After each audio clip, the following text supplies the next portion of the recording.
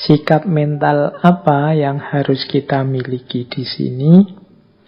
Di catatan saya, saat kita berpikir, perhatikan beberapa karakter yang harus kita miliki. Yang pertama apa? Spekulatif. Nah, ini saya tidak tahu ya, istilah spekulatif ini kesannya kadang-kadang negatif. Seolah-olah spekulatif itu orang yang hanya coba-coba, tidak serius. Ya, padahal yang dimaksud di situ spekulatif itu mungkin dekat dengan yang namanya daya pertimbangan, yaitu kemampuan menampilkan alternatif-alternatif jawaban yang mungkin untuk menyelesaikan masalah. Itu namanya spekulatif. Jadi kalau ada masalah A, oh ini mungkin jawabannya B. Mungkin juga jawabannya C. Jadi kemungkinan jawabannya ini ada 3 apa 4. Kalau jawaban A, kelebihannya ini, kekurangannya ini. Kalau jawabannya B, kelebihannya itu, kekurangannya itu. Nah, ini namanya kemampuan spekulatif. Kalau menurut filosof yang namanya Gadamer, ini lebih ke kemampuan pertimbangan. Jadi menampilkan alternatif-alternatif jawaban yang mungkin. Kalau orang Jawa biasanya pakai istilah nalare dawa. Orang yang kemampuan spekulasi, kemampuan pertimbangannya rendah disebut nalare cupet. Jadi nalare cupet itu kemampuan spekulasinya pendek. Kalau ada masalah dia tidak bisa menampilkan banyak alternatif jawaban. Atau tidak berani, atau tidak mampu.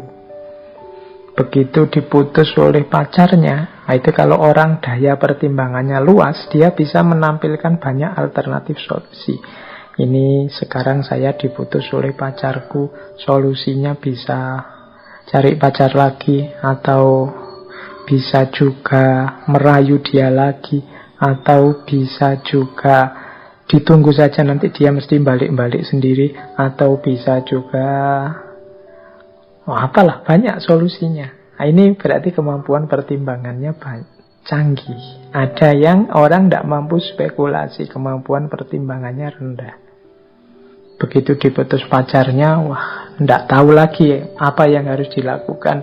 Akhirnya dunianya gelap, pesimis, putus asa, tidak mau ngapa-ngapain lagi, sudah hancur semuanya. Nah, ini kemampuan pertimbangannya kurang canggih. Itu kalau urusan pacaran. Urusan dagang juga begitu. Ini pandemi ini sepi sekali daganganku. Ini yang bisa saya lakukan apa menghadapi situasi seperti ini. Nah, itu yang daya pertimbangannya rendah, mesti isinya ya mengeluh dan putus asa. Situasinya begini, hancur sudah aku, rusak sudah hidupku, dan seterusnya. Tapi yang kemampuan pertimbangannya tinggi, dia bisa menampilkan banyak alternatif-alternatif jawaban. Enaknya bagaimana? Mungkin melakukan ini. Tapi kalau melakukan ini, nanti resikonya ini. Atau mungkin ini saja. Nah, tapi kalau ini ada juga masih resikonya. Atau yang itu. Yang itu bagus sih, tapi berat. Nah, ini namanya kemampuan spekulasi. Nah, orang yang kritis harus canggih dan mau berspekulasi. Orang yang tidak mau menampilkan kemampuan pertimbangan atau spekulasi biasanya orang yang perspektifnya tunggal. Ngertinya kebenaran itu hanya ini dan tidak ada yang lain. Ya jatuhnya nanti jadinya tidak kritis. Kemudian yang kedua, perilaku kritis lagi adalah kesediaan untuk dituntun oleh pengalaman dan rasio. Maksudnya begini, orang yang berpikir kritis itu juga harus objektif terhadap pengalaman, terhadap rasio. Kesediaan dituntun itu ya kalau memang kenyataannya begitu ya diterima saja.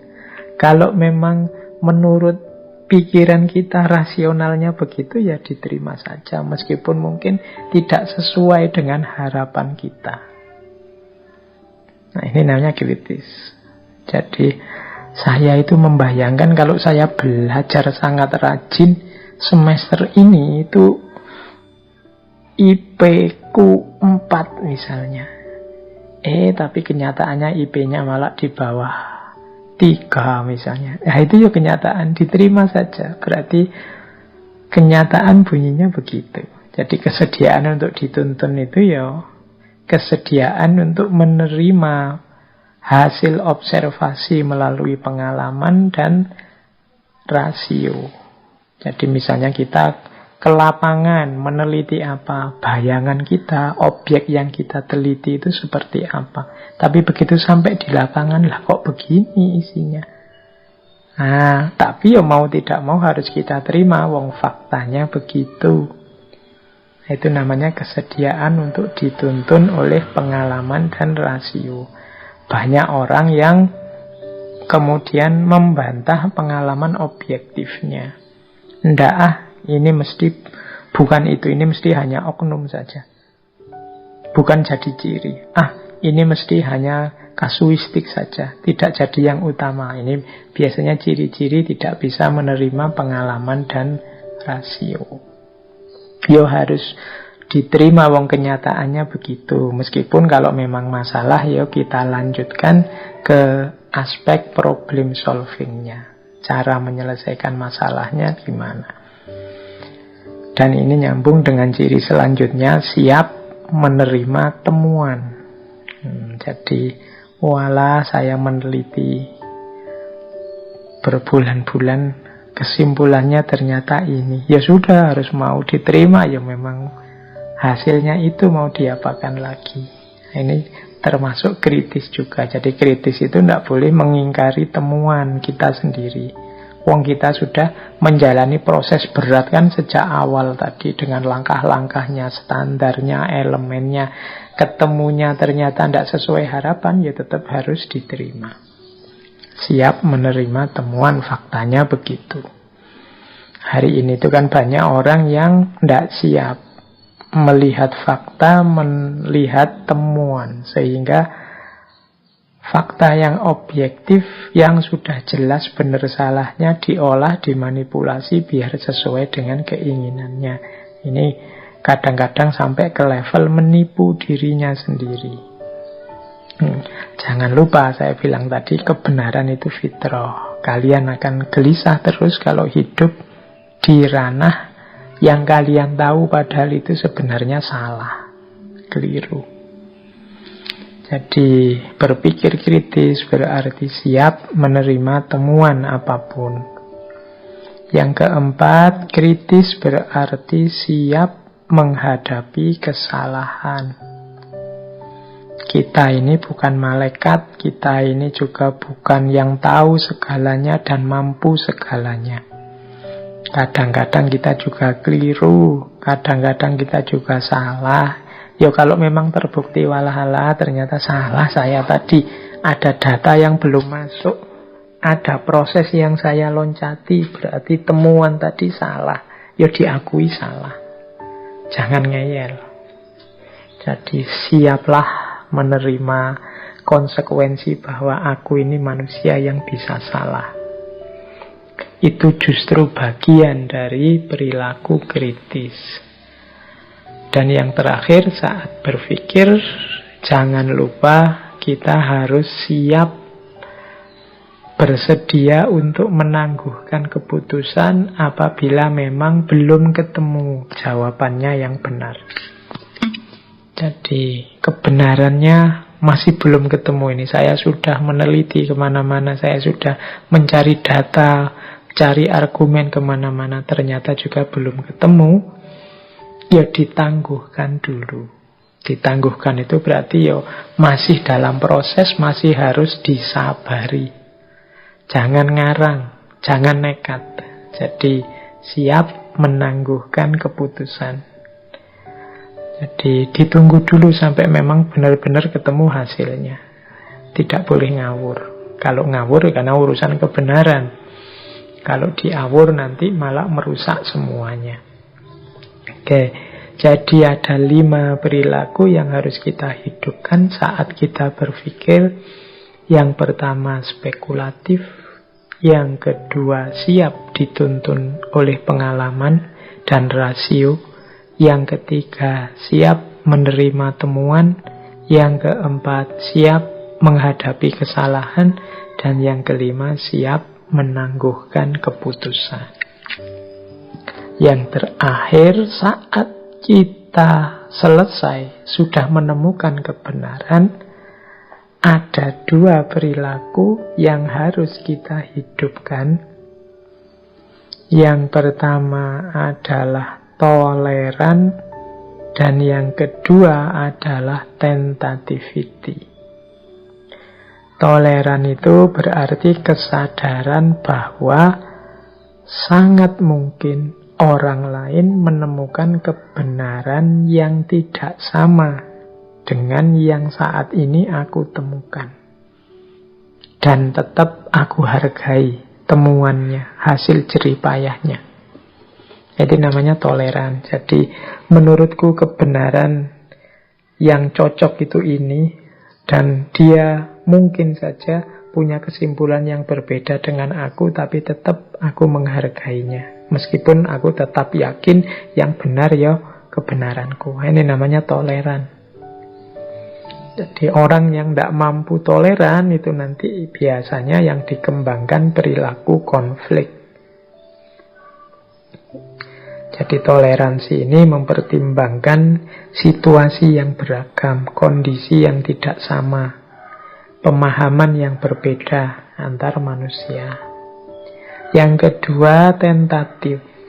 Tentatif itu kesadaran bahwa yang aku temukan sebagai kebenaran saat ini itu ya sesuai batas-batasku, dan juga pastinya tidak terlepas dari kekurangan-kekuranganku. Maka kebenaran yang aku temukan saat ini itu ya bukan sesuatu yang mutlak. Saya yakini hari ini yang benar ini, tapi kalau besok ada fakta baru, data baru, argumen baru, dalil baru yang lebih kuat, ya saya ikut yang lebih benar dengan argumen yang lebih kuat. Nah, ini namanya tentativity. Jadi tidak memutlakkan pandangannya sendiri. Nanti ada tokoh kajian Islam kontemporer namanya Muhammad Arkun yang mengkritik gaya beragama manusia hari ini itu banyak yang kehilangan kesadaran tentatif, sehingga akhirnya mereka menyembah pikirannya sendiri atau mensakralkan pikirannya sendiri. Kalau dalam bahasa Arab ini menggunakan istilah takdisul afkar, sakralisasi pemikiran, karena dia tidak siap untuk berubah, tidak menganggap bahwa pikirannya itu mungkin saja keliru, dianggapnya pasti baik, pasti benar, sehingga disakralkan meskipun ada bukti, data, pendukung argumen yang baru yang menunjukkan itu keliru, tidak diakui sebagai keliru. Baik, semoga teman-teman bisa menangkap dan menghidupkan perilaku sebelum berpikir, perilaku saat berpikir, dan perilaku setelah menemukan kebenaran setelah berpikir. Baik, nah sekarang ini yang terakhir ya, waktunya sudah mau habis. Penghalang untuk berpikir kritis. Apa saja sih yang menghalangi kita untuk berpikir dengan jelas, dengan benar, dengan argumentatif? Yang pertama, penghalang berpikir itu adalah egosentrisme. Egosentrisme itu thinking self as center of attention atau self-centered thinking. Jadi egosentrisme itu keakuan. Pokoknya kebenaran itu ya aku. Yang aku anggap benar, pasti itu benar. Yang aku anggap salah, pasti itu salah. Nah, ini namanya egosentrisme atau self-centered thinking. ndak iso dikalahkan. Merasa dia sendiri yang paling benar ini. Kalau orang punya kualitas egosentris, biasanya susah untuk berpikir kritis. Yang kedua, penghalangnya lagi adalah sosiosentrisme. Ini mungkin lanjutannya egosentrisme. Kalau tadi kan menganggap dirinya sendiri sebagai pusatnya kebenaran, kalau ini sosiosentrisme ini menganggap kelompoknya sendiri sebagai yang lebih superior, sebagai yang lebih benar. Nah, ini namanya sosiosentrisme. Ya sama-sama berlawanan dengan prinsip berpikir yang kritis. Jadi kalau tadi dirinya sendiri sebagai pusat kebenaran, kalau ini kelompoknya, lembaganya, organisasinya sebagai yang superior pasti benar. Ini jadi penghalang untuk kita berpikir kritis. Yang ketiga, unwarranted assumption. Asumsi yang tidak diuji. Jadi kita mengasumsikan sesuatu tapi tanpa dasar. Pokoknya Indonesia hari ini itu adalah negara yang mau hancur. Nah, terus kita membaca Indonesia dengan perspektif mau hancur ini sebagai asumsinya. Tapi ketika ditanya orang, dasarnya apa kok Indonesia ini dianggap mau hancur? Ya pokoknya rasanya begitu saja, dia pasti mau hancur. Nah, ini namanya asumsi yang tidak diuji. Tidak ada argumennya, tidak ada buktinya. Nah, ini juga menghalangi berpikir kritis. Kalau asumsinya sudah tidak teruji kebenarannya, ya hasil pikirannya kemungkinan juga tidak bisa dipertanggungjawabkan. Wong ndak ada dasarnya asumsinya tadi. Itu yang ketiga, unwarranted assumption. Yang keempat, wishful thinking. Wishful thinking ini mungkin mudahnya ya kita definisikan sebagai sejenis angan-angan. Jadi bukan hasil pemikiran yang serius, angan-angan tentang sesuatu yang tanpa dasar, tapi kita percaya bahwa ini benar. Atau kalau di situ saya tulis, believing something is true because one wishes it to be true. Hanya karena aku ingin ini yang benar, maka inilah pasti yang benar. Itu namanya wishful thinking. Itu. Dalam bentuk kasar itu mungkin seperti sakarepe dhewe. Pokoknya ini harus benar. Pokoknya ini yang benar. Ini wishful thinking. Padahal itu tidak ada dasarnya. Hanya karena aku percaya bahwa ini yang benar, terus kita ingin inilah yang pasti benar. Itu namanya wishful thinking. Kadang diterjemahkan ya angan-angan, khayalan. Ini juga menghalangi cara berpikir kritis. Kemudian ada juga relativisme. Relativisme itu pandangan serba relatif. Jadi kalau ada apa-apa, misalnya orang menyatakan kebenaran, apapun dia akan menanggapi, alah itu kan hanya pendapat. Allah itu kan hanya pandangan. Jadi tidak akan sampai pada titik kebenaran. Jadi bahwa kita ini tidak sempurna, kadang-kadang yang kita anggap benar itu ternyata tidak benar, itu manusiawi. Tapi kita tidak bisa mengambil standpoint relativism total. Relativism itu ya kayak tadi, menganggap Allah itu hanya opini, Allah itu hanya opini. Akhirnya kita tidak bisa mengambil keputusan, tidak bisa memutuskan dengan dasar apa kita bertindak. Padahal kita hidup ini butuh kepastian-kepastian kebenaran tertentu. Dulu orang yakin bahwa bumi itu datar. Itu kan kemudian belakangan terbukti keyakinan itu tidak valid. Yaitu memang opini. Tapi zaman itu, dengan keyakinan itulah orang berkreasi, orang berpikir, menghasilkan banyak teori. Jadi meskipun ternyata sandarannya tidak valid, tapi dia sudah punya sandaran untuk bertindak, untuk berpikir. Kalau relativisme ini, khawatirnya ya kita akhirnya tidak berpikir apa-apa, tidak memutuskan apa-apa, tidak punya pijakan apapun untuk hidup. Semuanya dipandang tidak mesti. Kalau ada apa-apa, itu hanya pendapat saja, itu pandanganmu. Nah, akhirnya kita tidak punya pegangan. Hidup tidak bisa kita dengan dasar tidak ada pegangan sama sekali. Oke, ini hambatan-hambatan yang mungkin menghalangi kita untuk berpikir secara kritis.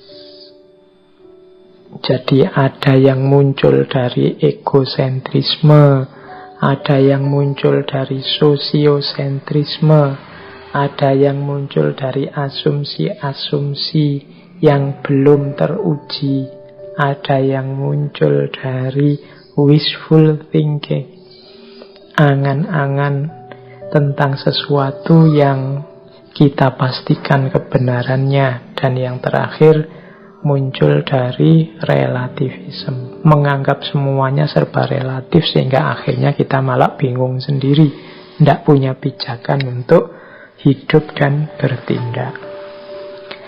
Baik teman-teman, saya kira itu ya malam hari ini. Saya tadi bilang ini sebenarnya hanya pinggir-pinggirnya saja, kerangka-kerangkanya saja dari berpikir kritis. Isinya sebenarnya logika itu. Berpikir kritis itu modal utamanya logika, berpikir yang benar. Nanti mungkin di lain kesempatan kita kaji lebih dalam lagi tentang berpikir kritis ini, karena inti hakikat filsafat itu kan ada di berpikir yang benar. Filsafat sebagai proses, kuncinya adalah kemampuan seseorang berpikir yang benar. Maka harusnya yang minat dengan filsafat itu juga semangat untuk belajar cara berpikir yang benar, termasuk logika, mantek, atau teknik berpikir kritis, seperti yang malam hari ini kita bahas.